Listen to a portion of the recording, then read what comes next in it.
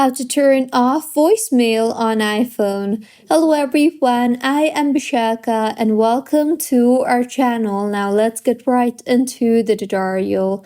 Firstly, go ahead and launch the settings application on your device and scroll down to the bottom and tap on apps.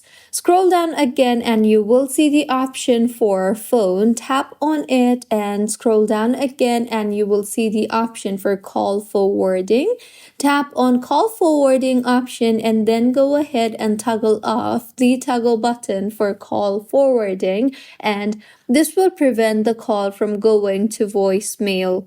Additionally, go to the phone application, and once you have opened the phone application on your keypad, tap on the keypad option firstly and then type in ##004 and then press on the call button you see there, and this will disable all call forwarding to voicemail, and this works in most carriers services. So this was about how you can turn off voicemail on iPhone. If you find this tutorial helpful, please like the video and do comment if you have any queries.